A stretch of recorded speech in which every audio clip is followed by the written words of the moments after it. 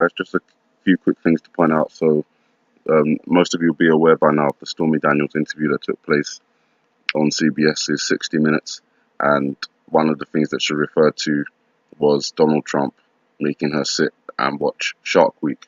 And obviously shark is a reference to a marine animal, but when we think of a shark, we think of aggression, attack kind of thing. So you're taking shark attack from that, and then you've got the kind of symbolism of sharks and submarines, and I'll get to that a little bit later in the report. But basically, it seems to be attack by sea week, shark week, attack by sea, submarine.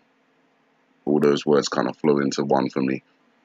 So that aired, as I mentioned, on 60 Minutes, and having the combination of Shark Week and 60 Minutes just made me think of the Revelation verse, which says, I'll just quote a piece of it, which is, "Alas, alas, that great city Babylon, that mighty city, for in 1 hour your judgment has come," or 60 Minutes, Shark Week. And that interview aired on Sunday, which was the 25th. And then if we can take Shark Week as basically Shark Week, then that encompasses the 31st of March and the 1st of April, both Passover, April Fool's Day, and Easter Sunday.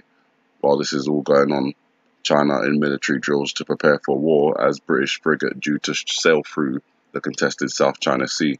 So Britain is really pushing things along quite quickly and rapidly in a way that I didn't quite expect. We've obviously got Brexit going on with 23 diplomats that were expelled, the Russian diplomats, and now we've got a British frigate going to kind of contest international waters in the South China Sea, which China sees as its dominion. So China's Air Force and Navy have announced drills in the South China Sea to help develop preparedness for war, military leaders said, after the British Defence Secretary indicated the UK would sail a warship through the disputed region. And while that's going on, China sells dangerous nuclear weapons to Pakistan as conflict with India escalates. And obviously we all know about the issues between India and Pakistan. Both nuclear states and both have issues with each other, similar to how Iran and Israel have issues with each other, or North Korea and South Korea have issues with each other.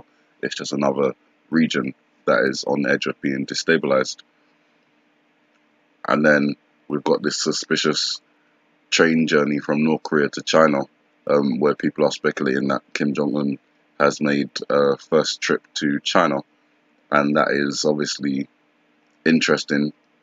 President Xi Jinping has just become basically president for life in China, and now North Korean leader Kim Jong-un is supposedly has supposedly traveled there. Excuse me.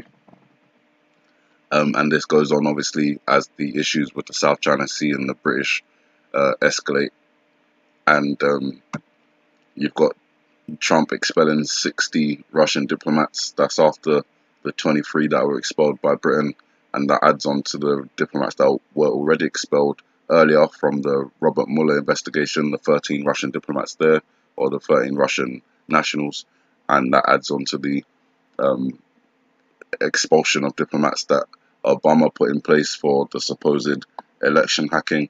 So, you know, kind of, I think maybe over 100 Russian diplomats have been kicked out so far, just from America. And then you've got more than 20 nations on 3 continents vowing to boot Russian diplomats in response to the poisoning of a former Russian spy in England, just as the United States announced it was responding by expelling 60 Russian intelligence officers. So they've got this coordinated effort of expelling Russian diplomats, 60 from the US, 13 from Ukraine, 4 from Canada, France, Germany, Poland, 3 from Lithuania, Czech Republic, 2 from the Netherlands, 2 from Italy, 2 from Denmark and Spain and Albania, 1 from Estonia, Latvia, Romania, Finland, Croatia, Hungary, Sweden and Norway. So it appears to me that the diplomats are going home, and that's one of the signs you look for when a war is about to kick off. Diplomats of the country where the issues are about to begin returning back home.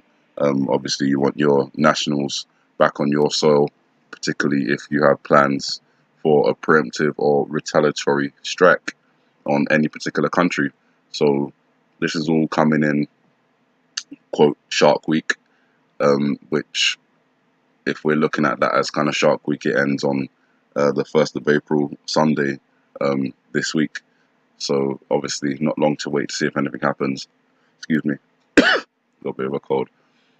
In reference to the whole Shark Week and the sharks being symbolic of an attack by sea, you've got the Akula class submarine, which we've already pointed out before. This is the Russian name for submarine, which in English means shark, and obviously submarine referencing Shark Week, and all of that kind of ties together, which is why I'm making this report.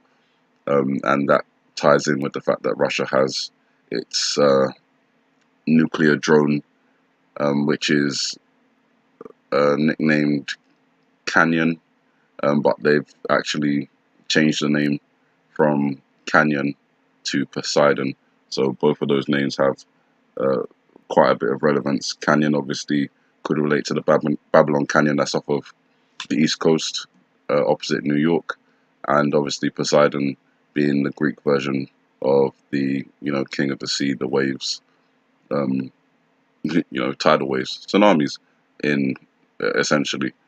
And just going back to this one, this is obviously with the whole Shark Week theory and Russia's nuclear drones and all sorts of stuff going on. That was something I reported already about the Russians saying that they've managed to approach the US coast completely undetected.